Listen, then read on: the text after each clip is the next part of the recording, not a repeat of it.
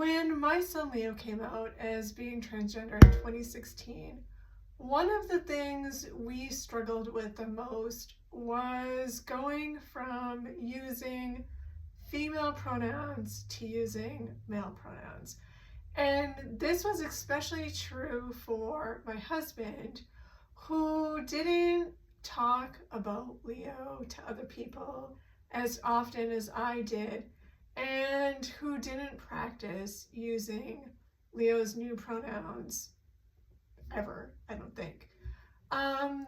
So that transition from one set of pronouns to another was hard for us, and it was really hard for my husband.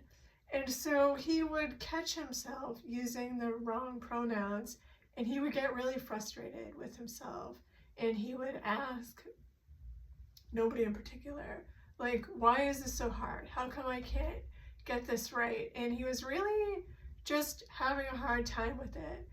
And so I thought I would offer some tips for any of you who maybe have just found out that your child or your loved one is transgender and they're using different pronouns, that might help you to get through that period of time where pronouns just aren't flowing easily for you.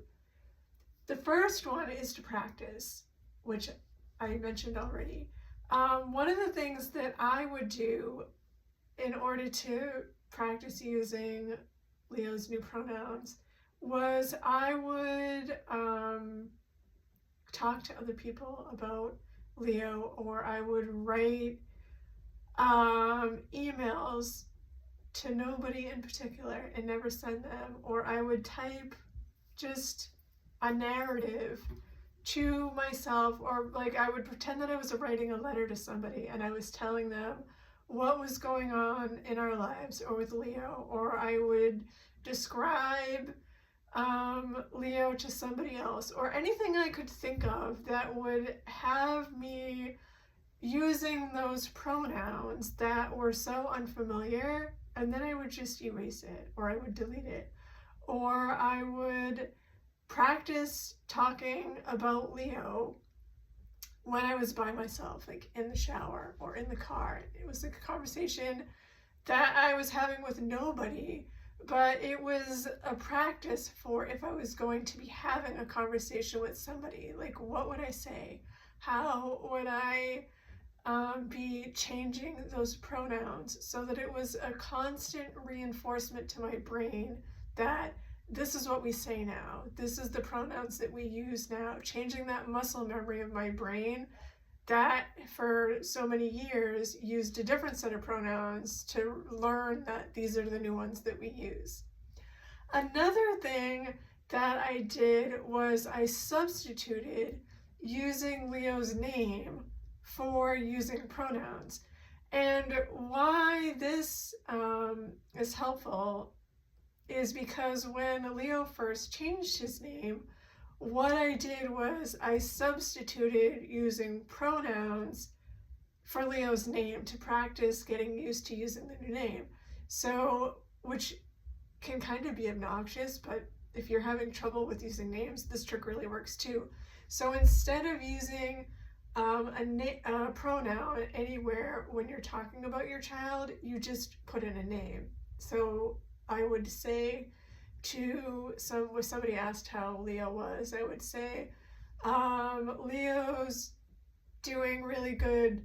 Leo's coming home from college on Saturday. Leo will be home from college for like the weekend or whatever, and Leo will be going back to school on Tuesday, right? That's a lot of instances of using a name where normally you would use pronouns, but it just reinforces that name when you're getting used to doing the name. And so for using the pronoun, what I did was I flipped it. And anytime where I would normally use a name, I would just use a pronoun, and I would use extra pronouns. And so then I would say, let's say somebody asked about Leo.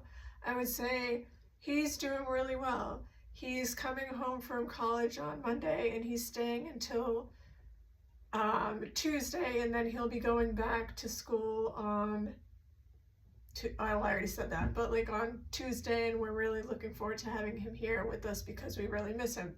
Now, in a normal conversation, you wouldn't normally use that many pronouns in a conversation. You would shorten that interaction to use like maybe a name once and then maybe a pronoun like once, and the whole thing would be less clunky. But when you're practicing with maybe somebody else, like your spouse or a friend, practicing using pronouns, the idea is to get in as many as you can to reinforce the idea that this is the pronoun that we're using now and this is how it's going to change. So again, find somebody to practice with. You can practice on your own, like in a space that feels safe to you. For me, it was the shower or the car whenever I was driving somewhere. You can practice typing it, practice writing it. The more different ways that you practice using it, the more it will stick in that muscle memory that you have, and the easier it will be to use it. And then the third tip that I have is to just apologize if you get it wrong, and don't make a big deal about it.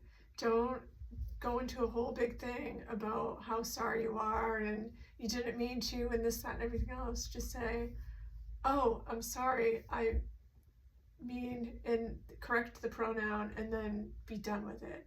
So like if someone said, how's Leo? And I said, she's good. Oh, I mean, he's good. And then that's it. And then you just keep having the conversation. Don't draw attention to the fact that you made a mistake, or that you're trying to be better or whatever. You just correct and move on. So I hope you found these tips helpful. And then if you have any questions, you can feel free to send me a message. I'm always happy to have conversations about whatever the topic is that we're discussing.